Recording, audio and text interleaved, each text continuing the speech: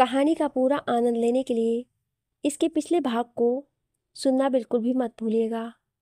उसका प्लेलिस्ट का लिंक मैं आपको डिस्क्रिप्शन बॉक्स पर दे दूंगी और साथ में कमेंट बॉक्स में पिन भी कर दूंगी, तो आप वहां से भी जाकर सुन सकते हैं। जैसे ही मान ने ये सुना तो हैरान हो गया। वहीं वहां बाकी सभी के होठों पर इस्माइल थे, लेकिन परी और तेजस्विनी बिल्कुल शांत थे, जैसे मानो उन्हें ये पहले से ही पता चल गया था। दिशा ने जब ये सुना तो उसकी आंखों में ठहरे आंसू गालों पर आ गए। वो बस खुद को रोक नहीं पाई और उसके कदम अपने आप ही पीछे की तरफ जाने लगे। वो वहां से रोती हुई जाने लगी कि तभी एक आवाज़ सुन उसके कदम रुक गए। तुम कहाँ जा रही हो तिशा? इस आवाज़ को सुनकर तिशा के कदम रुक गए और वो पीछे मुड़कर देखी तो माया उसकी तरफ देखकर मुस्कुरा रही थी। माया तुरंत इशारा करते हुए तिशा से बोली, यहाँ आओ। तुम ऐसे क्यों जा रही हो? क्या मेरी इंगेजमेंट नहीं देखोगी?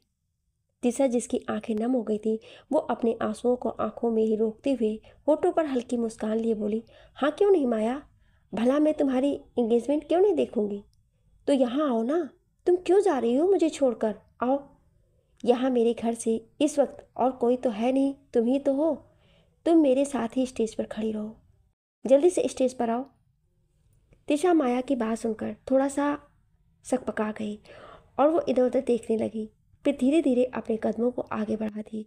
वहीं सामने खड़े परी तेजस्विनी ये सब देख रही थी और दोनों की ही आंखें नम हो गई थी। दोनों तिशा के चेहरे को देखकर उसके दुख को समझ चुकी थी। वहीं मान का जबड़ा गुस्से से कसा हुआ था। वो बड़ी मुश्किल से खुद के गुस्से को कंट्रोल किए हुए था। जैसे उसकी नज़र तिशा पर गई, उसके दिल की धड़कनें बढ़ गईं। वहीं तिशा अपने भारी कदमों के साथ आगे चलते हुए स्टेज की तरफ गई। वो सीढ़ियों से होते हुए स्टेज में पहुंची तो माया तुरंत तिशा को पकड़कर बोली, ऐसे क्यों? तुम धीरे धीरे आ रही थी और ऐसे मुझे छोड़कर जा रही थी क्यों? चलो, अब तुम यहाँ खड़ी हो जाओ मेरे साथ। तिशा चुपचाप अपनी नज़रों को नीचे झुकाए खड़ी हो गई। वहीं मान की नज़र तो बस तिशा पर ही थी। तिशा के दर्द और दुख को मान बहुत अच्छी तरह से समझ गया था। तभी मान के बगल में खड़ी निहारिका जी उससे बोली, मान बेटा चलो, अब जल्दी से माया को रिंग पहना दो। मान अपनी मुट्ठियों को कसा हुआ खड़ा था। मान के हाथ आगे नहीं बढ़ रहे थे। उसी समय मान स्टेज के नीचे खड़े रूथ की तरफ देखा तो रूथ आंखों से ही इशारा कर दिया, जिससे अचानक ही मान के चेहरे के भाव बिल्कुल बदल गए और उसके होठों पर एक खतरनाक स्माइल आ गए। अचानक ही उसे पूरी जगह की लाइट चली गई और चारों तरफ अंधेरा फैल गया। जैसे अंधेरा फैला, सभी जगह पर अफरा तफरी मच गई। तभी उस जगह पर लगा एक बड़ा सा एलईडी ऑन हुआ है और उस पर एक वीडियो चलने लगा। सभी की नज़रें सामने चल रहे वीडियो पर चले गए, जहाँ पर एक लड़की बेड पर किसी आदमी के साथ इंटीमेट हो रही थी। उसके कपड़े वहीं फर्श पर इधर उधर बिखरे हुए थे। उस लड़की की आहों की तेज तेज आवाज़ें आ रही थी। जैसे ही सभी ने ध्यान से देखा तो वो लड़की कोई और नहीं, माया थी और सब हैरानी से माया की तरफ देखने लगी। लेकिन माया की तो आंखें बड़ी बड़ी हो गई थी और डर के कारण उसके माथे पर पसीना उभर आया था। वो अपनी सहमी हुई निगाहों से इधर उधर देखती हुई चिल्लाकर बोली, ये सब क्या चल रहा है? बंद करो इसे, ये सब झूठ है। तभी एकदम से लाइट फिर से ऑन हो गई और अब मान सबके सामने आया और माइक लेकर बोला, तो आप लोगों ने देख ही लिया होगा कि मिस माया के रास लीलाएं। कैसा लगा आप सबको इनकी रास लीला देखकर? खैर, मैं आप लोगों को एक और बात बताऊं, मिस माया सिर्फ एक के साथ नहीं, बहुतों के साथ सो चुकी हैं। एक मिनट, अगर आप लोग कहें तो मैं वो भी दिखा दूं। मान इतना कहते ही बिना किसी के जवाब को इंतजार किए वहीं कॉर्नर में एक लड़के को इशारा किया तो एक बार फिर से लाइट ऑफ हो गया और वापस से वीडियो चलने लगी। अब हर दो दो सेकंड बाद माया हर दूसरे लड़के के साथ इंटीमेट होती हुई दिख रही थी।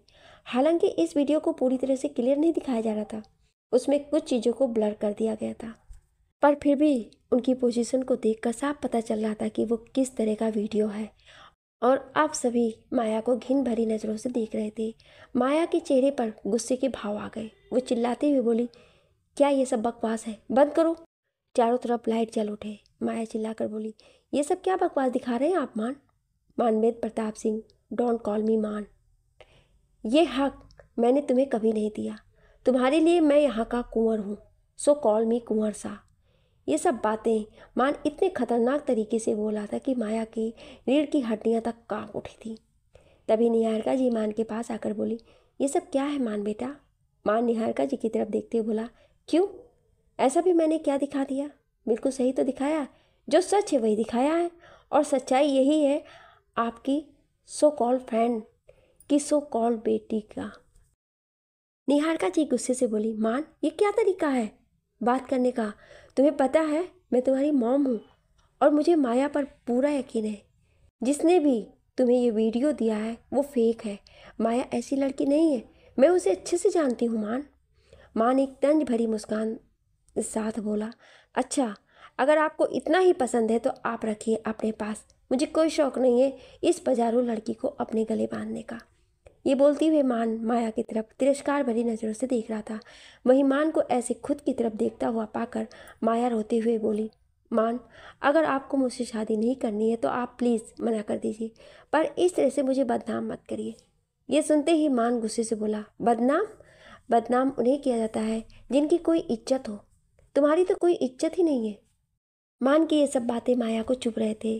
वो गुस्से से आगे बढ़ी और वहीं एक साइड खड़ी त्रिशा के पास जाकर एक थप्पड़ खींचकर मारे, चटाक। इस थप्पड़ की तेज आवाज पूरी जगह पर गूंज उठे। जैसे ही सभी लोग सामने देखे तो हैरान रह गए। माया अपने गाल पर हाथ रख खड़ी थी और उसके सामने मान खड़ा था, जो कि उसे खा जाने वाली नजरों से घूर रहा था।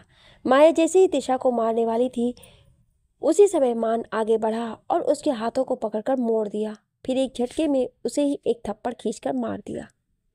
वहीं तिशा डर से कांप रही थी। जैसे ही मान को यह एहसास हुआ वह एकदम से उसे अपनी बाहों में भर लिया। मान अपनी लाल आंखों से माया की तरफ घूर रहा था। वहीं माया अभी कांपते हुए गुस्से से मान और तिशा की तरफ देख रही थी। वो तो तिशा को नफरत भरी निगाहों से देख रही थी और उसका मन कर रहा था कि अभी आगे बढ़े और तिशा का खून कर दे। वो गुस्से से तिशा की तरफ देखते हुए बोली, तिशा ये सब तुम्हारे कारण हुआ है। अगर तुम यहाँ नहीं आती तो आज मान मेरा होता। उसे मेरा होने से कोई नहीं रोक सकता था, लेकिन सिर्फ तुम्हारे कारण ही आज मान मुझसे दूर है। मैं तुम्हें इसके लिए कभी माफ नहीं करूंगी। मैं तुम्हें जान से मार दूंगी। इतना कहते हुए माया फिर से आगे बढ़ी। तभी मान उसे दूर झटकते हुए बोला, सोचना भी मत, तिशा को थप्पड़ मारना तो दूर, तुमने एक उंगली भी लगा दी तो तुम्हारी उंगली को काट दूंगा। अगर तिशा यहाँ नहीं भी होती तो भी मैं तुम्हारा कभी भी नहीं होता, क्योंकि मैं तुम जैसी लड़कियों के साथ रिश्ता बनाना तो दूर, तुम जैसी लड़कियों को मैं नज़र उठाकर भी नहीं देखता। फिर वो तिशा को और भी अपनी बाहों में छुपाते हुए बोला, और रही बात तिशा की तो तिशा मेरी है और मेरी ही रहेगी। इसे मुझसे कोई दूर नहीं कर सकता है। मान की कई बातों को सुन सभी हैरानी से उसे देख रहे थे। वहीं परी, तेजस्विनी, रुद्र और राजवीर उन सबके होठों पर इस्माइल थे। निहारिका जी आगे बढ़ी और मान के पास आकर बोली, मान बेटा ये पागलपन मत करो। तिशा के किसी कुल खानदान का कुछ भी हमें नहीं पता है, और ऐसी लड़की कैसे इस महल की कुंवर रानी सा बन सकती है। लेकिन मान निहारिका जी की बातों को इग्नोर कर दिया। तभी निहारिका जी अवेन जी के पास गई और बोली, आप कुछ क्यों नहीं बोल रहे हैं? देखिए मान क्या करने जा रहा है। अवेन जी जो कि अब तक बिल्कुल चुपचाप खड़े थे, वो मान की तरफ बढ़े और उसके कंधे पर हाथ रखकर बोले, मानवेंद्र प्रताप सिंह। जैसे ही मान ने ये सुना वो अपने बाबा साहब की तरफ देखने लगा। तभी राजा साहब बोले, आज तुम्हारे बाबा सा नहीं बल्कि राजा साहब आदेश दे रहे हैं कि अभी इसी वक्त तुम इंगेजमेंट करोगे। अविन जी की बातें सुन सभी हैरान रह गए। वहीं निहारिका जी और माया के होठों पर तो कुटिल मुस्कान आ गए। मान हैरानी से बोला, बाबा सा ये आप क्या बोल रहे हैं? अविन जी गुस्से से बोले, मैं बाबा सा नहीं, राजस्थान का राजा साहब बोल रहा हूँ, और तुम्हें अपने राजा की बात माननी होगी कुंवर मानवेंद्र प्रताप सिंह। आज तुम्हें ये इंगेजमेंट करनी होगी, क्योंकि अगर इंगेजमेंट नहीं हुई तो बहुत बेइज्जती होगी, और ये मैं बिल्कुल भी बर्दाश्त नहीं कर सकता कि कोई हमारे खानदान के ऊपर एक उंगली तक उठाए। मान तुरंत मना करते हुए बोला, पर बाबा साहब आपने देखा ना कि लड़की का कैसा कैरेक्टर है, तो क्या ऐसी लड़की यहाँ की कुंवर रानी सा बन सकती है? इससे पहले कि अवेन जी कुछ बोलते, निहारिका जी आगे आकर बोली, मान बेटा ये सब तुम्हारी सिर्फ गलत फहमी है। माया ऐसी बिल्कुल भी नहीं है, किसी ने तुम्हें फेक वीडियो दिया है। लेकिन मान उनकी बातों को इग्नोर कर अपने पिता की तरफ देखने लगा। तभी राजा साहब बोले, मैंने कहा ये एंगेजमेंट होगी, पर मैंने ये नहीं कहा कि ये इंगेजमेंट माया के साथ होगी।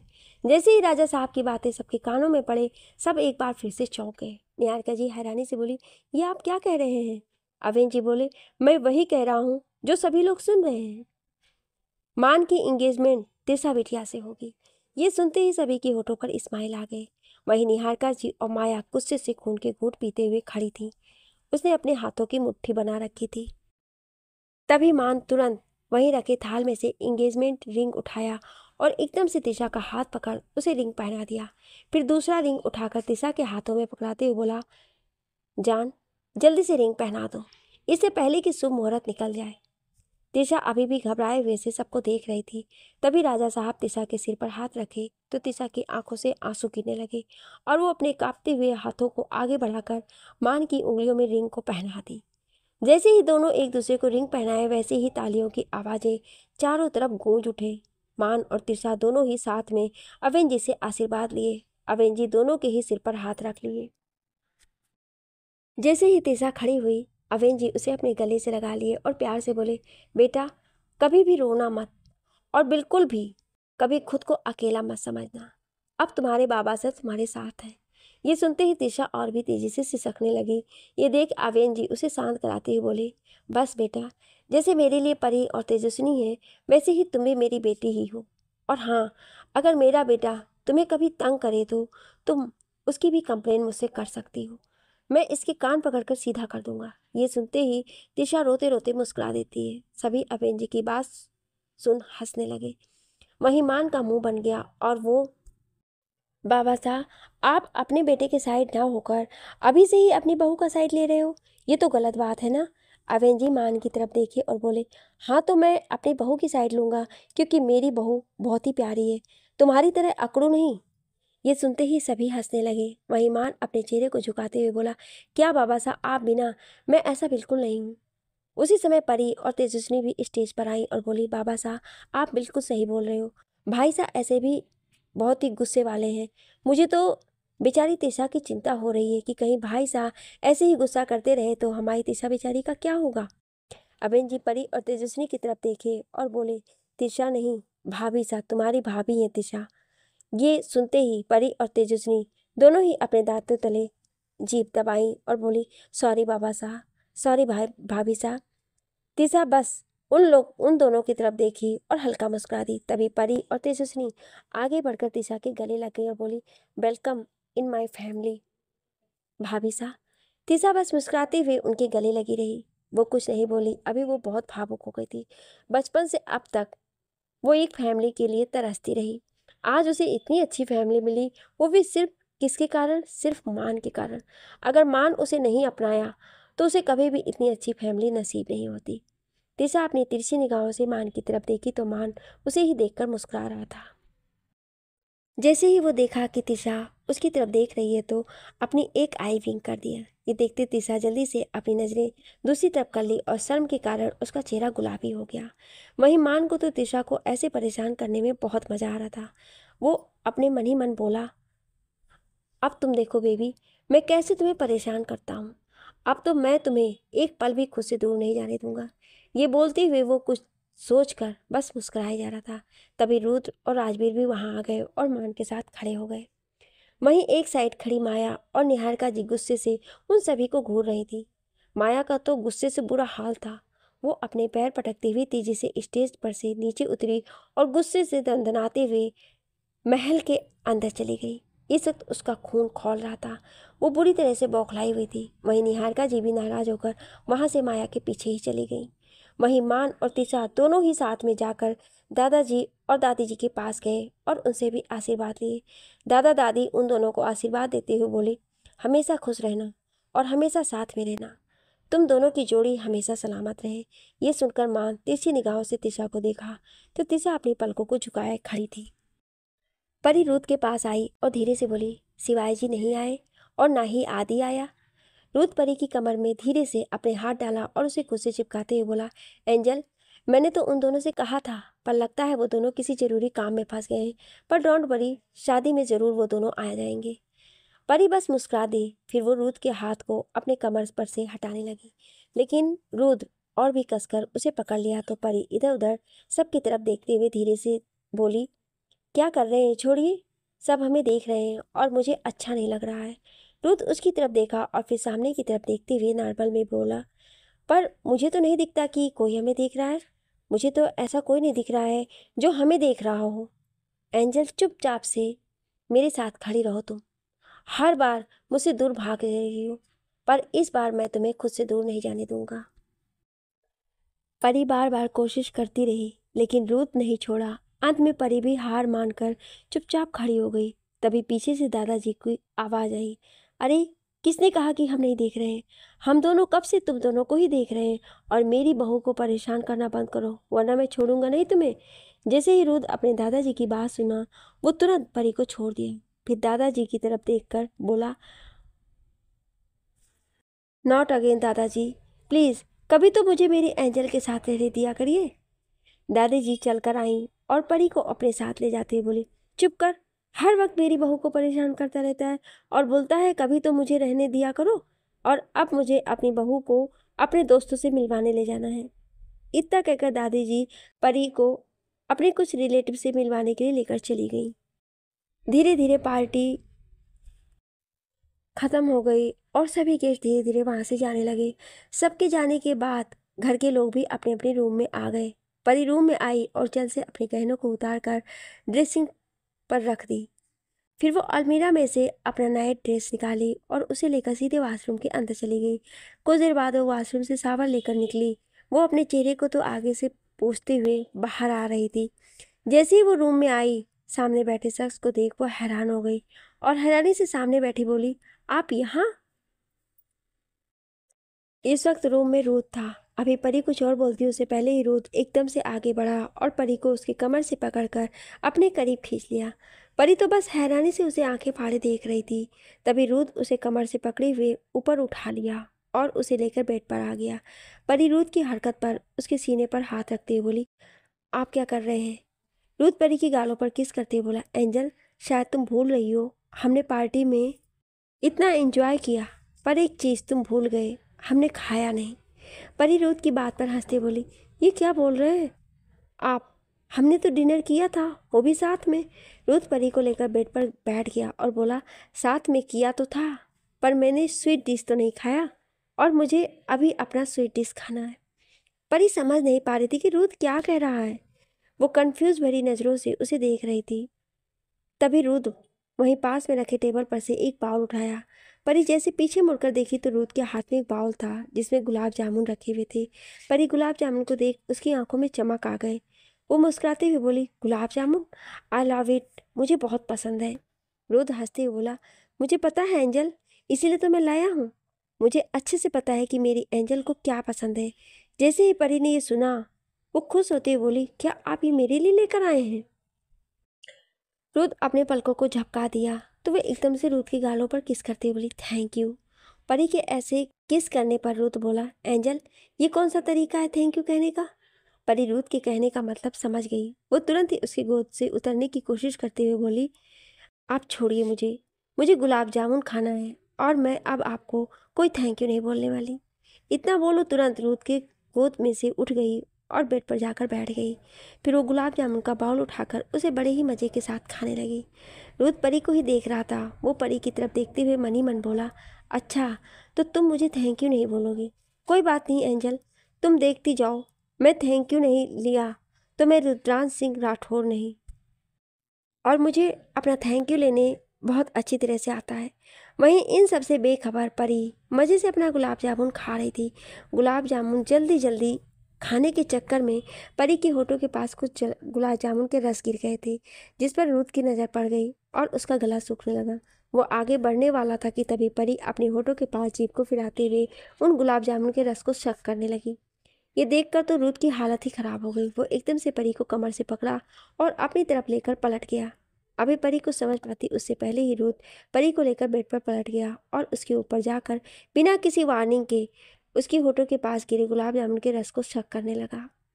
रूथ के ऐसा करने से परी की आंखें हैरानी से फैल गईं। हालांकि अब तक परी ने सारा गुलाब जामुन खा लिया था। रूथ धीरे से परी की होठों के पास से गिरे रस को अपनी जीभ को होठों पर फिराते हुए बोला, सच में बहुत ही टेस्टी है। परी उसे घूर कर देखी तो रूथ हंसते बोला, ऐसे मत देखो एंजल, वरना कहीं मैं अपना कंट्रोल ना खो दूँ। ये सुन परी की आंखें हैरानी से बड़ी हो गईं। तभी रूथ बोला, मुझे और खाना है, बिकॉज ये टेस्ट मुझे बहुत पसंद आ रहा है। परी को समझ नहीं पाई और वो कन्फ्यूजन में उसकी तरफ देखते बोली, पर अब आप कैसे खाओगे? अब तो मैं सारा खा गई। फिर कुछ सोच रूथ की आंखों में चमक आ गया। वो अपने चेहरे को पीछे घुमाया तो उसे वहीं बेड पर रखा। वो बाउल दिखा जिसमें अभी भी गुलाब जामुन के रस थे। वो स्पून से उस रस को उठाया और परी के होठों के पास गिरा दिया। परी हैरान रह गई। वो कुछ बोलती उससे पहले ही रूथ नीचे झुककर अपनी जीभ से उसके होठों के आसपास लगे गुलाब जामुन के रसों को लिक और शक करने लगा। रूथ के ऐसा करने से पहले परी रूथ के शर्ट की कॉलर को पकड़ लिया। वहीं रूथ के हाथ परी की कमर पर कस गए और वो बड़ी ही मदहोशी के साथ पूरे चेहरे पर गुलाब जामुन के रस को गिराकर उसे बड़ी ही बेताबी के साथ चूमने लगा। वो रस को पीने के साथ साथ उसके गालों और उसके पूरे चेहरे को बड़ी ही बेताबी के साथ चूमे जा रहा था, जिससे परी की हालत खराब हो रही थी। शर्म के कारण उसका बुरा हाल था। परी के पूरे शरीर में तेज करंट दौड़ रहे थे। परी रूथ को दूर करना चाह रही थी, पर रूथ ने उसके दोनों हाथों को पकड़कर बेड पर प्रेस कर दिया और अब बड़ी ही बेबाकी के साथ उसके पूरे चेहरे पर किस करने लगा। यहाँ परी की हालत खराब थी। वो कसकर अपने पैरों की एड़ियों को बेड पर घसीट रही थी, लेकिन रूथ था कि रुकने का नाम ही नहीं ले रहा था। रूथ परी के पूरे चेहरे को लाल कर दिया था।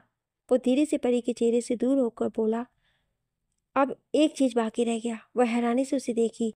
तब तक रूथ नीचे झुका और परी के होठों को अपने होठों में कैप्चर कर लिया। जहाँ रूथ परी के साथ रोमांस करने में लगा हुआ था, वहीं मान भी चुपके से तिशा के रूम में आ गया। तिशा जो कि बेड पर बैठकर अपने हाथों में पहने रिंग को एक टक देखी जा रही थी और उसे बार बार वही पल याद आ रहा था जब मान ने उसे ये रिंग पहनाई थी। उसे अंदर ही अंदर इतनी खुशी हो रही थी कि वो उस खुशी को चाह कर भी शब्दों में बयान नहीं कर पा रही थी। रिंग को देखते हुए उसकी आंखों में एक अलग ही चमक थी। तभी उसके कानों में एक आवाज़ गई, सिर्फ रिंग को ही देखती रहोगी या रिंग पहनाने वाले को भी देखोगी बेबी? इस आवाज़ को सुनते ही तिशा एकदम से हड़बड़ा गई।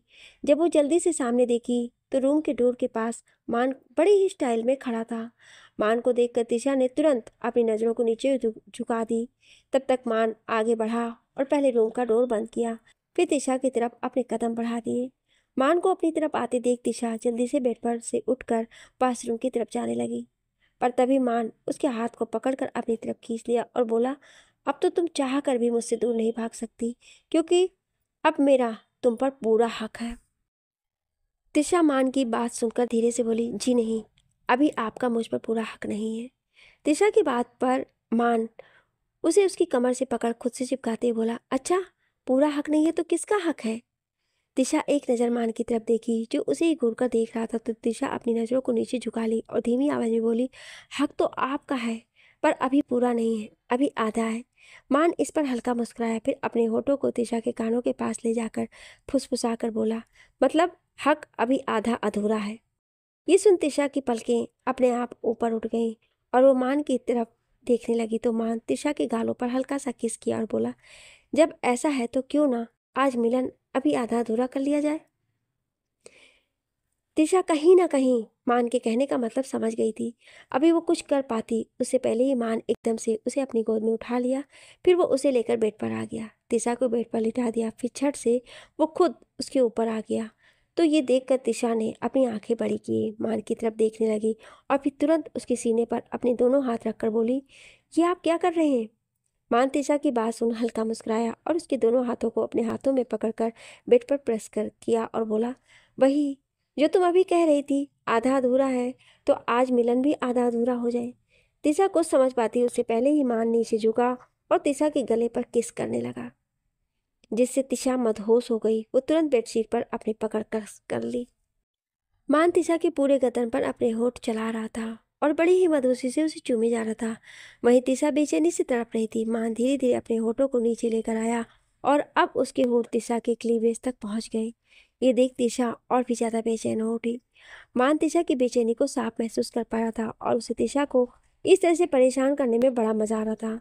वो कुछ सेकंड बाद तिशा के क्लीवेज पर हल्का सा बाइट किया, जिससे तिशा कराह उठी। मान तुरंत अपने चेहरे को ऊपर करके तिशा के चेहरे की तरफ देखा तो अपनी आंखों को बंद किए हुए था। ये देख मान हल्का मुस्कुराया और तुरंत तिशा के होठों की तरफ बढ़ गया। फिर होठों के पास अपने होठ ले जाकर के बोला, बेबी मैंने कहा था ना कि तुम सिर्फ मेरी हो, और आज देखा मैंने तुम्हें अपना बना ही लिया। बहुत जल्द तुम पूरी तरह से मेरी हो जाओगी। मान की आवाज़ सुन अपनी आंखें खोल दी। कुछ बोलते उससे पहले ही मान नीचे झुका और तिशा के होठों पर किस करने लगा। राजवीर भी मौके का फायदा उठाकर तेजस्विनी से मिलने उसके रूम में चला गया था। तेजस्विनी बेड पर सारे कपड़े फैलाकर बैठी थी। राजवीर तुरंत जाकर बेड पर लेट गया तो तेजस्विनी गुस्से से बोली कि क्या किया आपने? मैं भी कपड़े सारे रखे हैं और आप उस पर लेट गए हैं और तुरंत ही सारे कपड़ों को एक साइड रख दिया है। तेजस्विनी राजवीर की तरफ देखकर गुस्से से, मैं आपको छोड़ूंगी नहीं, आप जाइए यहाँ से, मुझे काम करने दीजिए। राजवीर हाथ को पकड़कर बोला, जान मेरे पास आओ ना, मुझे तुम्हें प्यार करना है।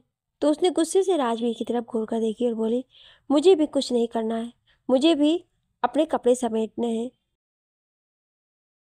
तभी राजवीर बोला, चलो मैं भी तुम्हारे कपड़े समेटने में मदद कर देता हूँ। इतना कहकर वो तुरंत उठकर बैठ गया। तेजस्विनी के कपड़ों की तरफ देखने लगा। तेजस्विनी उसे मना करना चाह रही थी।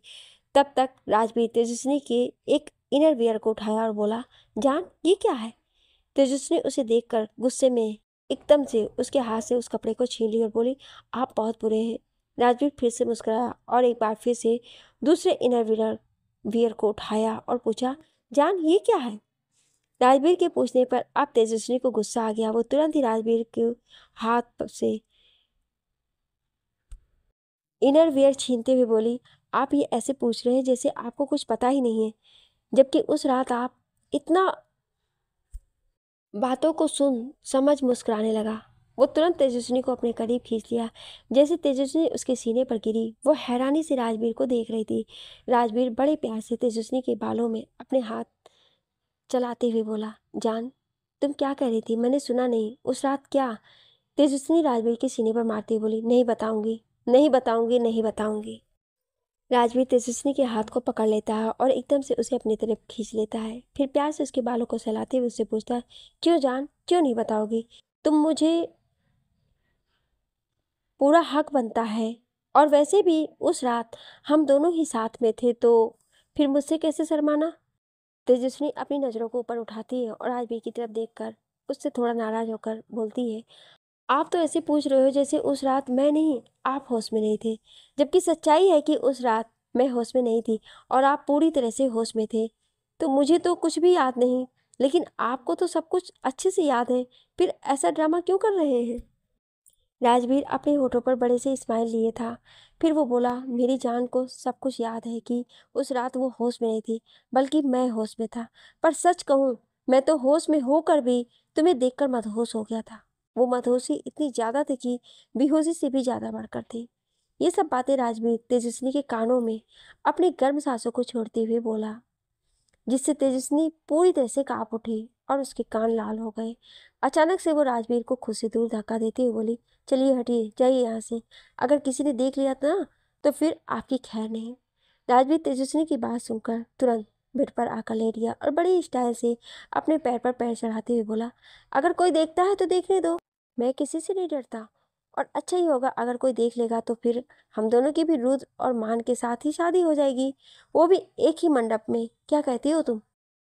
तेजस्विनी अपनी आंख बड़ी किए राजवीर की तरफ देख रही थी। वहीं राजवीर मुस्कुराते हुए उसकी तरफ देखते हुए अपनी एक आई विंक कर दिया। तो तेजस्विनी गुस्से से बोली, भूल जाइए, ऐसा बिल्कुल भी नहीं होगा, अभी मुझे शादी नहीं करनी है, समझे आप? इतना कहकर वो वहीं सोफे पर रखे कुशन को उठाकर राजवीर की तरफ फेंक कर मारती है। तो राजवीर हंसते हुए बोलता है, अरे यार, तुम तो बात बात पर झांसी की रानी बन जाती हो, और फिर क्यों शादी नहीं करनी है? देखो, मुझे लगता है कि हम दोनों की शादी कर लेनी चाहिए। मैं अब और तुम्हारे बिना नहीं रह सकता। बहुत हो लिया रातों में अकेले, और अब मुझे मेरी बीवी चाहिए। मुझे अपनी बीवी के बाहों में सोना है, उसे बहुत सारा प्यार करना है। तेजस्विनी गुस्से से बोली, बेशर्म इंसान, इतना कहकर वो जाने लगी, तभी राजवीर उसकी कलाई को पकड़कर एकदम से खींच लिया, जिससे तेजस्विनी सीधे उसके ऊपर आ गई। राजवीर तुरंत तेजस्विनी को लेकर पलट जाता है और उसके चेहरे पर अपनी उंगलियां चलाते हुए मधुसी के साथ बोला, जान, मैं अपने रिश्ते को आगे बढ़ाना चाहता हूँ, बस तुम्हारी परमिशन चाहिए। तेजस्विनी तुरंत राजवीर के हाथ को पकड़ ली और बोली, अभी नहीं। तभी राजवीर मुंह बनाकर बोला, तो फिर शादी की बात करें, क्योंकि मुझे शादी के बाद सुहाग रात भी तो बनानी है। तेजस्विनी गुस्से से राजवीर की तरफ घूर कर देखते बोली, आपको सिर्फ उसी की पड़ी है, कितने हफ्सी इंसान हो आप। जिस पर राजवीर हंसते बोला, क्या कहा तुमने जान, फिर से कहो।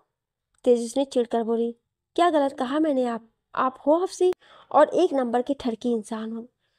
अब आप जाओ यहाँ से, वरना मैं शोर मचाकर सबको बुला लूंगी। अब मुझे नींद आ रही है, सोने दीजिए। तो तुम सो जाओ, कौन मना किया है, मुझे भी बहुत नींद आ रही है और आज मैं अपनी जान के ही साथ सोऊंगा। इतना कहकर राजवीर तेजस्विनी को उसके कमर से पकड़कर खुद से चिपका लिया। तेजस्विनी कसमसा कर खुद को छुड़ाने की कोशिश की। तभी राजवीर एकदम से पलटा और तेजस्विनी के ऊपर झुककर उसकी आंखों में देखने लगा। तेजस्विनी राजवीर के ऐसे इतने करीब आने से घबरा गई। तभी राजवीर बिना वक्त गंवाए एकदम से तेजस्विनी के होठों से अपने होठ जोड़ लिए और उसे किस करने लगा।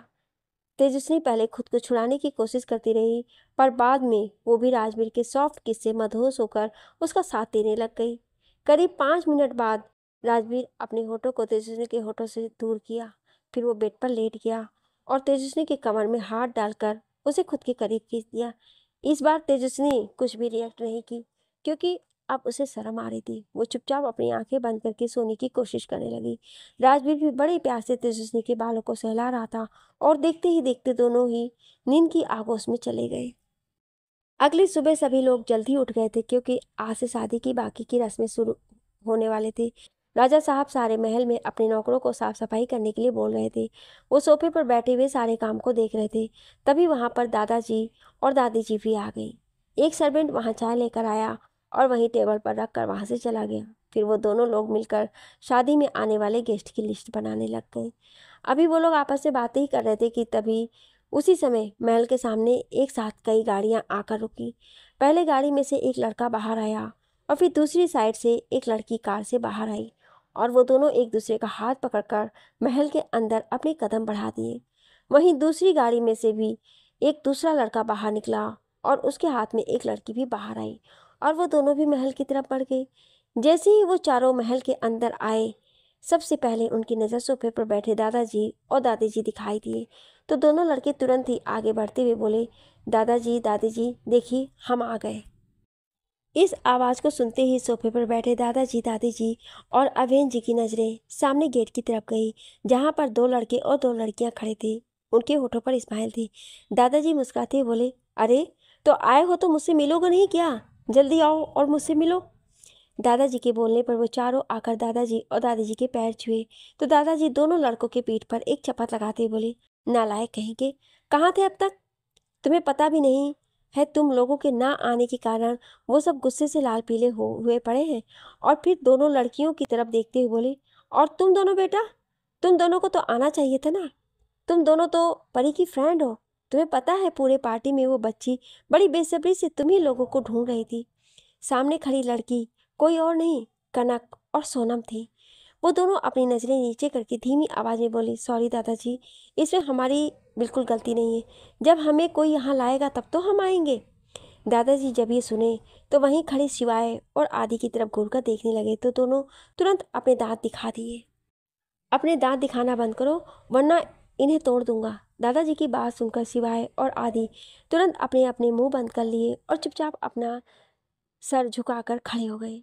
तभी दादी जी बोली, अरे बस भी करिए, एक तो ये चारों इतने दूर से सफ़र करके आ रहे हैं, ऊपर से आप उन पर इतना गुस्सा कर रहे हैं, ये अच्छी बात नहीं है। रुथ के दादाजी दादी जी को अपनी साइड लेते देखकर शिवाय और आदि जल्दी से दादी के पास जाकर चिपक गए और बोले, थैंक यू दादी, आप नहीं होती तो हमारा क्या होता, आप तो बेस्ट दादी हो। ये कहते हुए वो दोनों ने दादी के गाल पर किस कर दिए। तभी दादी ने दोनों के गालों पर हल्के हल्के चपत लगाई और बोली, अच्छा मुझे मस्का लगाना बंद कर, तुझे अपना ये मस्का बचा के रखना चाहिए, क्योंकि वो सब गुस्से से बौखलाए हुए हैं। सिवाय हंसते बोला, डोंट वरी दादी जी, मैं रूथ को तो यूं ही बना लूँगा। वो मेरा यार है, उसे सब कुछ पता रहता है। आदि भी हंसते हुए बोला, हाँ दादी, आप बिल्कुल चिंता मत करो। रूथ भैया तो बस एक बार परी भाभी बोलेंगे और रूथ भैया तुरंत मान जाएंगे, क्योंकि भैया कभी भी भाभी की बात नहीं टालती हैं। अच्छा, तो तुम दोनों पहले से ही सोच कर आए हो? ये बोलते हुए दादी शिवाय और आदि के कानों को पकड़ ली, जिस पर शिवाय और आदि दोनों ही अपने कान को छुड़ाने की कोशिश करते हुए बोले, दादी छोड़ो, दर्द हो रहा है, कान टूट के हाथ में आ जाएगा। वहीं सामने खड़ी कनक और सोनम हंस रही थी। जैसे ही नजर कनक पर गई तो कनक अपने मुंह को दबाकर हंसने लगी। ये देखकर शिवाय मन में बोला, अच्छा बीबी, बहुत हंसी आ रही है ना, रात में मैं तुम्हें बताता हूँ। कनक जो शिवाय को ही देख रही थी, वो शिवाय के घूरने का मतलब समझ जाती है, फिर वो बुरी तरह घबरा जाती है। अच्छा बेटा, मेरे हल्का सा कान पर पकड़ने से तेरे कान टूट रहे हैं? तुझे तो मैं अभी बताती हूँ। तूने लगा रखा है, दादी को बहुत हल्के में ले लिया है। दादी की बात सुनकर आदि हंसते बोला, ओ दादी, भला मैं आपको हल्के में कैसे ले सकता हूँ? आप तो काफ़ी भारी भरकम हो। बेचारे मेरे दादाजी भी आपको नहीं उठा पाते होंगे। क्यों दादाजी, सही कह रहा हूँ ना मैं? बेशर्म, कुछ ज़्यादा ही जुबान नहीं चलने लगी है तुम दोनों की? दादी जी अपनी छड़ी पटकते हुए आदि की तरफ देखकर बोली, तो आदि झट से सोफे पर दूसरे साइड जाकर दुबक गया और हंसते बोला, अरे दादाजी, मैं तो मजाक कर रहा था। मैं तो बस इसलिए पूछ रहा था कि आप दादी को कितनी बार अपनी गोद में उठाए हो, और कहीं आपकी कमर में कोई लचक तो नहीं आई? दादाजी अब और भी तेजी से अपनी छड़ी को पटके और बोले, रुक जा, मैं तुझे बताता हूँ अभी कि मेरी कमर में लचक आई या नहीं।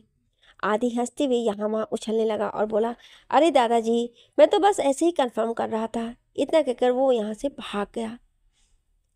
वहीं दादाजी अपनी छड़ी घुमा रहे थे। वहीं सामने बैठे अवेन जी सब कुछ देख रहे थे।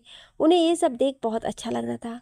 उन्हें यही लग रहा था कि उनकी बेटी इतने अच्छे कुशल परिवार में जा रही है, जहाँ पर तो पहले से ही उसका पति उसे बेइंतहा मोहब्बत करता है, वहीं उसका देवर अपनी बातों से परी को हमेशा खुश रखेगा।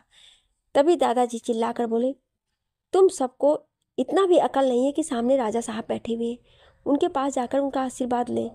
आदि अपने हाथों को ऊपर करते हुए बोला, देखिए दादाजी, इसमें मेरी कोई गलती नहीं है। आप ही आते ही हम पर बरस पड़े तो हम क्या करें? इतना कहकर आदि और सिवाय दोनों ही सोनम और कनक के साथ अवेन जी के पास गए और उनका आशीर्वाद लिए। अवेन जी खुश होकर उन चारों को आशीर्वाद देते हुए बोले, हमेशा खुश रहो और तुम लोगों की जोड़ी यूं ही बनी रहे। ये सुनकर वो चारों एक दूसरे की तरफ देखे। तभी अवेन जी कनक को अपने पास बुलाए और प्यार से उसके सिर को सहलाकर बोले, कैसी है मेरी बच्ची? कनक तुरंत बोली, मैं ठीक हूँ बाबा। उसी समय सीढ़ियों से होते हुए परी और रोद नीचे आ रहे थे। जैसे ही सबकी नजरें सीढ़ियों की तरफ गई तो सभी मुस्कुरा दिए। वहीं परी कनक को खा जाने वाली नजरों से घूर रही थी, जिसे देख कनक घबरा गई और अपने मन ही मन में बोली, ये तो आज किसी झांसी की रानी की तरह लग रही है। कनक बेटा, तू तो गई। जैसे ही परी नीचे आई, वो अभी कनक की तरफ बढ़ ही रही थी कि एकदम से कोई आकर उसको गले से लगा लिया और उसे गोल गोल घुमाने लगा। ऐसे अचानक गले लगाने से परी पहले घबरा गई। ये कोई और नहीं, आदि था, और परी को गोल गोल घुमाते हुए बोला, भाभी भाभी भाभी, कैसे हो आप? परी खुद को छुड़ाने की कोशिश करते हुए बोली, आदि भैया छोड़िए मुझे। पर आदि इस वक्त इतना ज़्यादा एक्साइटेड था कि वो छोड़ ही नहीं रहा था। वैसे ही हमेशा से परी और आदि की बहुत बनती थी। सारी शरारतें वो दोनों मिलकर ही तो करते थे, लेकिन इस वक्त परी को वो सब कुछ तो याद नहीं था। लेकिन वो ये जानती थी कि आदि रुद्र का भाई है। वहीं उन दोनों को इस तरह से देखकर कोई गुस्से से घूर रहा था। ये कोई और नहीं, रुद्र था। वो एकदम से आगे बढ़ा और आदि को परी से दूर कर दिया और तुरंत परी को खुद से चिपका लिया। रुद्र आदि को घूर कर देखने लगा। वहीं आदि हैरानी से आंखें फाड़े रुद्र की तरफ देख रहा था। बाकी सभी उन दोनों को इस तरह से देख मंद मंद मुस्कुरा रहे थे कि रुद्र अपने छोटे भाई से जेलस हो रहा है। भाई, ये क्या हरकत है? आपने इस तरह से क्यों मुझे भाभी से दूर किया? अब क्या एक देवर अपनी भाभी से भी नहीं मिल सकता? रुद्र आदि को घूरते बोला, तू कोई छोटा बच्चा नहीं है जो इस तरह से मेरी एंजल से आकर चिपक रहा है। अगर इतना ही चिपकने का मन है तो जाकर अपनी सोनम से चिपक। वहीं सभी तेज से हंसने लगे। वहीं आदि का मुंह बन गया। वो मासूम सा चेहरा बनाकर नीचे की तरफ देखने लगा। वहीं सोनम तो शर्म से किसी से नजर भी नहीं मिला पा रही थी। परी कुछ सेकंड तक रुद्र के बाहों में रही, फिर उसके हाथों को खुद पर से हटाने की कोशिश करने वाले पर उसी पर पकड़ मजबूत कर लिया। क्या कर रहे हैं? छोड़िए मुझे। परी कसमसाते हुए बोली, लेकिन रुद्र परी से अपनी पकड़ को नहीं छोड़ा। ये देखकर दादाजी अपनी छड़ी पीटते बोले, नालायक कहीं का, जरा सा भी शर्म है या नहीं? यहाँ मैं और तेरी दादी और तेरी ससुर जी बैठे हुए हैं, कुछ तो शर्म कर ले। रुद्र भी तुनक कर बोला, ये क्या बात हुई दादाजी? मैं क्यों भला शर्म करूं? मैं अपनी वाइफ को ही गले लगाया है, किसी दूसरे की वाइफ को थोड़े। आप अपनी बीवी पर ध्यान दीजिए, मेरी बीवी पर नहीं। दादाजी घूर कर देखिए, वे बोले, लगता है आजकल तेरा जुबान बहुत चल रहा है, तुझे सबक सिखाना होगा। ये बोलते हुए वो खड़े हो गए और अपनी छड़ी को घुमाते हुए रूथ की तरफ जाने लगे। तभी रूथ जल्दी से परी के पीछे छिप गया। देखिए दादाजी, आप ऐसा कुछ भी नहीं करेंगे और इस तरह से मेरे ससुर के सामने आप हाथ नहीं उठा सकते, मेरी क्या इज्जत रह जाएगी।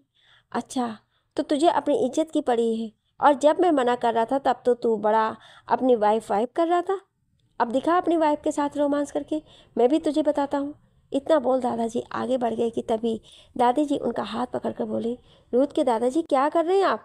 बच्चा है, जाने दीजिए, इस तरह से मारना सही नहीं रहेगा। दादाजी एक नज़र दादी की तरफ देखे और फिर रूथ को घूर कर देखते हुए बोले, तेरी दादी बोल रही है इसलिए छोड़ रहा हूँ, वरना आज मैं यही यही तेरी अच्छे से कुटाई कर देता। रुद्र मुंह बनाकर दादी की तरफ देखते हुए बोला, दादी, मुझे ऐसा लग रहा है कि दादाजी का कहीं बाहर चक्कर चल रहा है, इसलिए वो इस तरह से रिएक्ट कर रहे हैं। हो ना हो कहीं बाहर भी इनके 2-4 पोते खेल रहे होंगे। रुद्र की बात सुन दादी जी घूर कर दादाजी की तरफ देखी। वहीं बाकी सब हैरानी से रुद्र की तरफ देख रहे थे, जो कि अपनी बात बोलकर मुस्कुरा रहा था। दादाजी एक बार फिर से गुस्से से रुद्र को घूरे और बोले, लगता है तू पिटे बिना नहीं मानेगा। उसी समय परी मौके का फायदा उठाई और एकदम से रुद्र से दूर होकर कनक की तरफ बढ़ गई। जैसे ही कनक परी को अपने पास आते हुए देखी तो खड़ी हो गई और तुरंत उसको गले लगाने लगी थी कि तभी परी अपने हाथ को दिखाकर बोली, तू दूर रहे मुझसे, तेरी एक ही सहेली मैं हूँ और तू मेरी ही एंगेजमेंट में नहीं आई। तुझे क्या लगता है मैं इतनी आसानी से तुझे माफ़ कर दूंगी?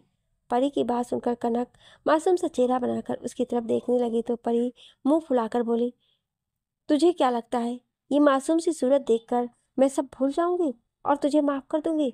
मैं इतनी जल्दी नहीं मानने वाली। अब चल, मुझे जल्दी से मना। ये सुनकर कनक के होठों पर मीठी सी स्माइल आ गई। वह आगे बढ़ी, अपने पॉकेट में से चॉकलेट निकाल कर परी की तरफ बढ़ाती हुई बोली, मैं तेरे लिए तेरा फेवरेट चॉकलेट लेकर आई हूँ, अब तो मान भी जा। परी चॉकलेट को देखकर मुस्कुरा उठी। वो अपने हाथ में चॉकलेट ले ली, लेकिन दूसरी तरफ अपना चेहरा फिराते हुए बोली, मैंने चॉकलेट तो ले लिया, इसका मतलब ये नहीं कि मैंने तुझे मना कर दिया है। तो कनक तुरंत परी के सामने आकर बोली, अच्छा तू ही बता दे कि कैसे माफ़ी मांगूं और तू कैसे मानेगी। परी अपने गालों पर हाथ रखकर सोचने की एक्टिंग करते बोली, अब से तुझे पूरे टाइम में शादी की हर रस्म में मेरे साथ रहना होगा, बोल मंजूर है? ये सुन कनक मुस्कुरा दी और जल्दी से अपने सिर हिला दी। सभी मुस्कुराकर उन दोनों को देख रहे थे। वहीं सोनम एक साइड खड़ी उदास नज़रों से परी को देख रही थी, क्योंकि परी की याददाश्त जा चुकी थी तो वो सोनम को भूल चुकी थी। उसी समय तेजस्विनी और राजवीर भी वहां आ गए। उसके साथ ही साथ शिवाय भी साथ में आया और सबको वहां देखकर उसकी तरफ बढ़ गए। परी कुछ सेकंड तक कनक के गले लगी रही, फिर वो सोनम की तरफ देखी और उसकी तरफ अपने कदम बढ़ाकर अपने हाथों को फैला दी और मुस्कुराकर बोली, क्या तो मेरे गले नहीं लगेगी? जैसे ही सोनम ये सुनी उसकी आंखें हैरानी से फैल गईं, पर अगले ही पल वो भागकर परी के पास आई और परी के गले लग गई। सोनम की आंखों में ठहरे आंसू बह गए। वहीं थोड़ी दूर पर खड़ा आदि सोनम की आंखों से आंसू बहता देखकर मन ही मन बोला, मैं इतने दिन बाद आया था तो मुझसे तो इतना इमोशनल होकर नहीं मिली, और भाभी से देखो कितना खुश होकर मिल रही है। कोई बात नहीं, जाने मन, तुम्हें तो मैं रात में देखता हूँ। सोनम, परी और कनक काफी देर तक ऐसे ही गले लगे रहीं। सभी लोग उन तीनों को ही देख रहे थे। त्रिशा और तेजस्विनी तो उन तीनों को ऐसे देखकर मुस्कुरा रही थी। त्रिशा के तो मन में यही चल रहा था कि काश उसकी भी कोई ऐसी फ्रेंड होती। कुछ देर बाद कनक धीरे से परी और सोनम से अलग हुई। सोनम की आंखें नम थीं और परी की भी आंखें नम थीं। हालांकि कनक की भी आंखों में आंसू थे, लेकिन उसने खुद को संभाल लिया।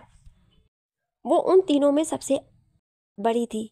वो परी और सोनम की आंखों से बह रहे आंसुओं को साफ की और बोली, पागल लड़की, तुम दोनों रो क्यों रही हो?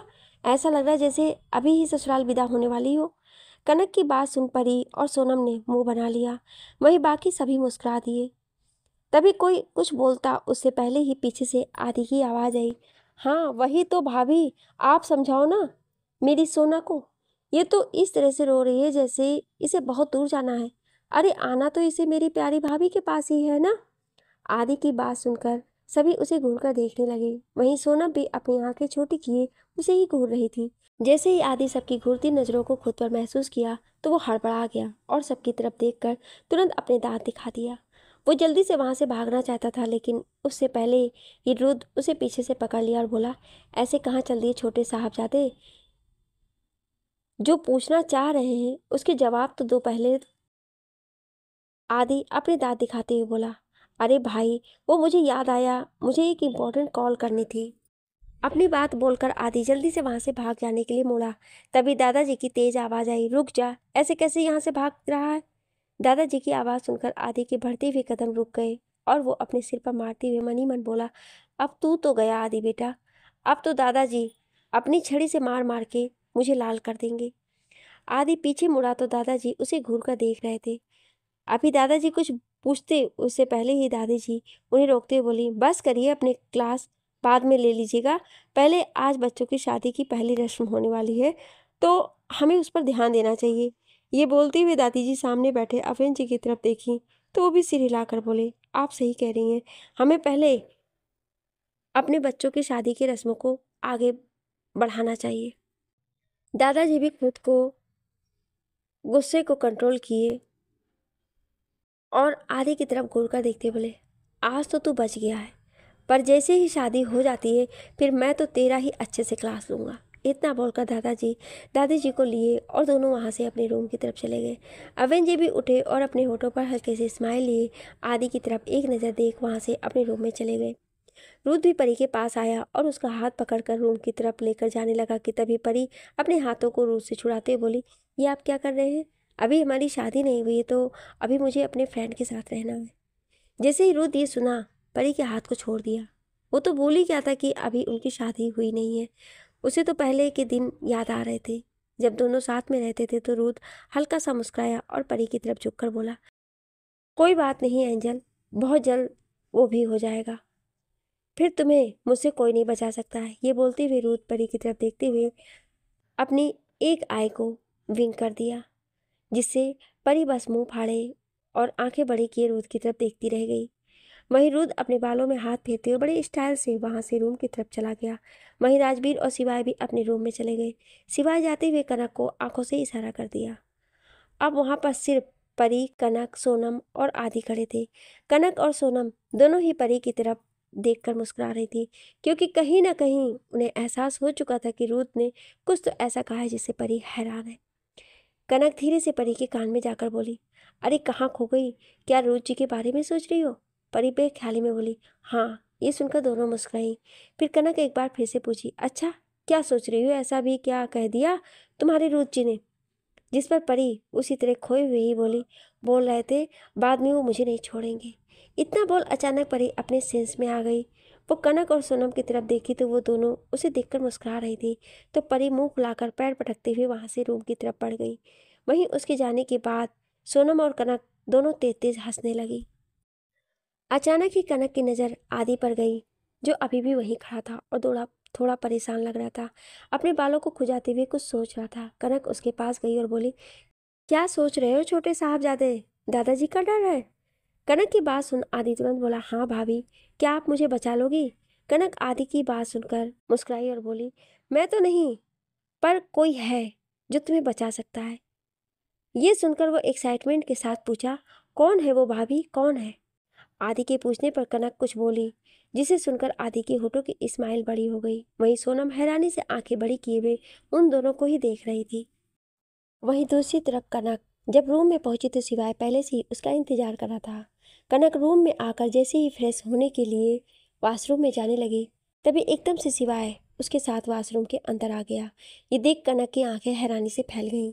वो अपनी आंखें बड़ी किए सिवाय की तरफ देखते हुए बोली, आप ये क्या कर रहे हैं? सिवाय उसके हाथ से पकड़े डोर को उसके हाथों से छुड़ाया और एकदम से बाथरूम की डोर को बंद कर दिया। फिर कनक की तरफ अपने कदम बढ़ा दिया। कनक सिवाय को अपनी तरफ आते देख घबरा रही थी। उसकी हिम्मत नहीं हो रही थी कि वो पल के ऊपर उठाकर सिवाय की तरफ देखे। वहीं सिवाय अपने होठों पर स्माइल लिए कनक की तरफ अपने कदम बढ़ा रहा था। कनक पीछे जाते हुए वाल से टकरा गई और उसके हाथ में पड़ा उसका कपड़ा भी नीचे गिर गया। सिवाय ने कनक के कपड़े को उठाया और एक साइड रख दिया, फिर एकदम से कनक के बिल्कुल पास पहुंचकर उसकी कमर में हाथ डाल उसे खुद से चिपका लिया। ये देखकर कनक की तो हार्ट बीट ही तेज हो गई थी। उसका चेहरा लाल हो गया था। असल में सिवाय कुछ दिनों से बाहर ट्रिप पर गया हुआ था और अभी 2 दिन पहले से ही वो वापस आया था, पर 2 दिन पहले आने के बाद उसे ऑफिस संभालना पड़ गया, जिस कारण वो कनक के साथ समय नहीं बिता पाया था। पर आज उसे पूरा मौका मिला था कि वो उन दिनों का भरपाई कर सके। कनक सिवाय को अपनी घबराई हुई नज़रों से देख रही थी। तब तक सिवाय नीचे झुका और कनक के होठों को अपने होठों से ब्लॉक कर दिया। वो उसके होठों पर बड़ी ही बेताबी के साथ चूमे जा रहा था। वहीं कनक अपने होठों पर सिवाय के होठों को महसूस कर रही थी। उसकी पकड़ सिवाय के कंधे पर कस गए थे। वहीं सिवाय कनक के होठों के रसों को पीने में मसरूफ हो गया था। करीब 5 मिनट किस करने के बाद सिवाय ने कनक के होठों को छोड़ दिया तो कनक लंबी लंबी सांस ले रही थी। उसका चेहरा शर्म से लाल हो गया था। तब तक सिवाय अपने होठ को कनक के कंधे पर रखकर उसके गले और कॉलर बोन पर किस करने लगा। ये महसूस करते ही कनक अपनी घबराई हुई आवाज में बोली, ये आप क्या कर रहे हैं? सिवाय उसी तरह कनक को किस करते हुए बोला, तुम्हें नहीं पता कि मैं क्या कर रहा हूँ? इतना कहकर उसने एक बार फिर से कनक के होठों पर अपने होठ रख दिए और उसे डीप पैशनेट किस करने लगा। कुछ देर किस करने के बाद सिवाय धीरे धीरे करके कपड़ों को उसके बदन से अलग करने लगा। कुछ देर में दोनों के ही कपड़े वाशरूम के फर्श पर एक दूसरे में उलझे हुए पड़े थे और कनक के तेज तेज आहों की आवाज़ वाशरूम में गूंज रही थी। वहीं महल में पूजा की तैयारी हो रही थी। आज महल में सबसे पहले पूजा किया जा रहा था, जिसमें शादी की पहली विधि शुरू होनी थी। महल के हॉल में ही एक साइड सारा इंतजाम किया गया था। पंडित जी आकर बैठे हुए थे। वहीं आसपास गद्दे बिछे हुए थे। यहाँ पर लोगों को बैठना था। कुछ देर में रुद्र, परी, मान और तिशा चारों एक साथ आए और आकर वहीं पूजा वाले स्थान पर बैठ गए। तभी सिवाय, कनक, राजवीर, तेजस्विनी आदि और सोनम आकर वहां बैठ गए। राजा साहब, निहारिका जी और रुद्र के दादा दादी भी वहीं पर बैठे बैठे सारी विधियों को देख रहे थे। माया तो अब तक यहाँ से पूरी तरह गायब हो चुकी थी। निहारिका जी बहुत परेशान थी कि आखिर माया कहाँ चली गई। उन्होंने बहुत कोशिश की पर उन्हें माया कहीं नहीं मिली। वहीं माया कहाँ गायब हो गई है, ये तो रुद्र को ही पता था, क्योंकि रुद्र और मान भला कैसे माया को छोड़ सकते थे। ये सब कुछ जानते हुए जो कुछ भी उनके जीवन साथी के साथ हुआ है वो सब करने वाली कोई और नहीं, माया ही है। निहारिका जी भले ही पूजा में बैठी हुई थी पर उन्हें परी और मान को देखकर बहुत गुस्सा आ रहा था। उसके साथ ही साथ वो तिशा को भी खा जाने वाली नजरों से घूर रही थी। जहां वो माया को देखना चाहती थी वहां आज तिशा बैठी हुई थी। ये बातें निहारिका जी को चुभ रही थी। वो अपनी दांत पीसते बोली, बहुत शौक है ना तुम्हें तिशा इस घर की बहू बनने का? तो यहाँ बहू बनकर आओ, फिर देखो मैं तुम्हारा क्या हाल करती हूँ। तुम्हें खून के आंसू नहीं रुलाया तो मेरा नाम भी निहारिका नहीं। पंडित जी परी और रुद्र को सारी विधियां बता ही रहे थे और परी, रुद्र, मान और तिशा ये चारों उन सारी विधियों को कर रहे थे। आज जहाँ रुद्र और मान के होठों पर स्माइल थे, वहीं परी और तिशा के फेस पर एक सुकून के भाव थे। कुछ देर बाद पंडित जी पूजा और हवन करने के बाद उन चारों को रक्षा सूत्र बांधे। फिर पंडित जी रुद्र, परी, मान और तिशा के हाथों में रक्षा सूत्र बांधते हैं।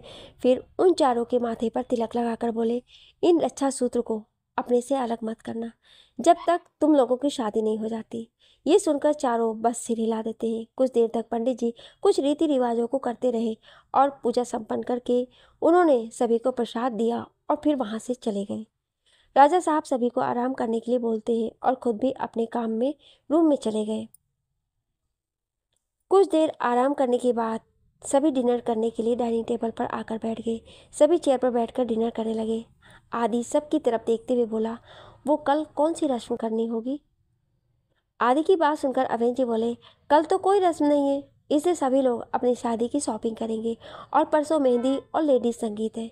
जैसे ही आदि ने ये सुना उसकी आंखों में चमक आ गई। वो मुस्कुराने लगे। सभी उसकी तरफ ही देख रहे थे, लेकिन सबको समझ नहीं आ रहा था कि आदि इतना खुश क्यों है। पर रुद्र सब समझ गया था। वो आदि की खुराफातों को बहुत अच्छी तरह से जानता था। रुद्र ने आंखों से आदि को इशारा किया कि ज़्यादा कुछ सोचना भी मत, वरना तुम्हें पता है ना दादाजी और दादी जी क्या हाल करेंगे। वहीं आदि अपनी आंखों से इशारों इशारों में ही बोला, ओ कमान भाई, कभी तो कुछ सोचा करो। और कब तक दादी जी के बारे में सोचोगे? अपने बारे में भी सोचो, थोड़ा तो चिल किया करो।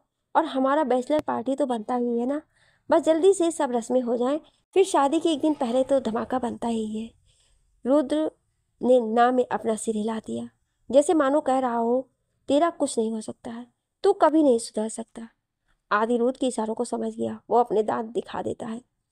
राजवीर कंफ्यूजन भरी नजरों से उन दोनों को ही देख रहा था, लेकिन सिवाय और मान की नजरें तो बस कनक और तिशा पर ही टिकी हुई थी। कनक तो शर्म के कारण अपनी नजरें ऊपर नहीं उठा रही थी, क्योंकि आज सिवाय ने उसे बहुत तंग किया था, इसी कारण उसे बहुत शर्म आ रही थी। सिवाय डिनर करते हुए ही अपनी धीमी आवाज में कनक की तरफ अपने होठों को ले जाकर के बोला, जान, जो दोपहर में हुआ वो मैं रात में भी चाहता हूँ। I want more. जैसे ही कनक ने ये सुना, उसकी आंखें हैरानी से फैल गई। वो अपनी आंखें बड़ी किए उसकी तरफ देखने लगी, तो सिवाय अपनी एक आई भी कर दिया। ये देखकर कनक उसे आंखें छोटी करके घूरने लगी, जैसे मानो कह रही हो, सोचिएगा भी मत। पहले ही आपने मुझे बहुत परेशान किया और अब मैं बिल्कुल भी नहीं मानूंगी। मुझे रात में सोना है, मैं बहुत ज़्यादा थकी हुई हूँ। कनक की अनकही बातों को समझ कर सिवाय तिरछा मुस्कुराया, जैसे कह रहा हो, अच्छा तो तुम सोना ना, मैंने तुम्हें रोका थोड़े है, मुझे जो करना होगा मैं वह करूँगा। वहीं तिशा चुपचाप खा रही थी। मान ने मौके का फायदा उठाया और टेबल के नीचे से ही उसकी थाई पर हाथ रख उसे सहलाने लगा। ये देखकर तो तिशा की हालत खराब हो गई। जब मान ऐसे करता था तो उसकी सांसें ही अटक जाती थी, और अब तो उसे ऐसा लग रहा था कि वो क्या करे। उस दिन जब मान ने ऐसा किया था, तब उस वक्त तो सिर्फ रुद्र और राजवीर ही थे, लेकिन आज यहाँ तो सारी फैमिली थी। वो भला क्या ही कुछ कर सकती थी।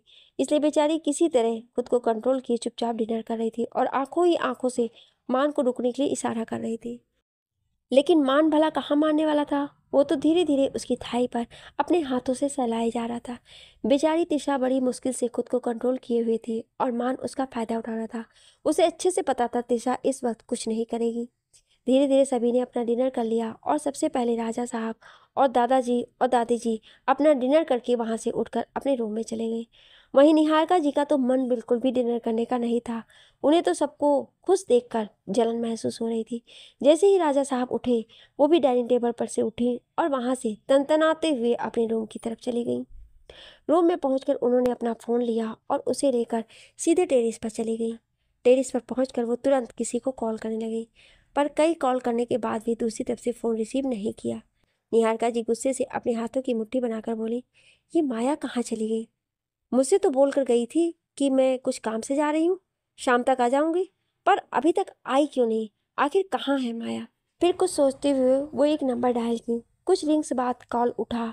निहारिका जी बोली, पता करो माया कहाँ है, वो कहीं भी मिल नहीं रही है। दूसरी तरफ से कुछ कहा गया, जिसे सुनकर निहारिका जी बोली, हाँ मैं नहीं जानती हूँ, मुझे हर हाल में मेरी बेटी चाहिए, उसे कुछ नहीं होना चाहिए। अपनी बात बोलकर निहारिका जी कॉल कट कर देती हैं। वो अपने हाथों की मुट्ठी बनाकर बोली, ये सब सिर्फ उस तिशा के कारण हो रहा है। अगर तिशा नहीं होती तो आज माया की शादी मान से हो रही होती। मैंने जो जो प्लान बनाया था वो सब कुछ होता, लेकिन सिर्फ इस तिशा के कारण आज मेरा सारा प्लान फेल हो गया है। मैं इस तिशा को जिंदा नहीं छोड़ूंगी, मैं इसे मार डालूंगी। तुम्हें मरना होगा तिशा, क्योंकि तभी मेरा मकसद पूरा होगा। अब कहानी में आगे बहुत ही इंटरेस्टिंग होने वाला है, तो आप लोग कंटिन्यू बने रहिएगा और अपने प्यारे प्यारे कमेंट दे करके इसी तरह हमारा हौसला बढ़ाते रहिए। Thank you.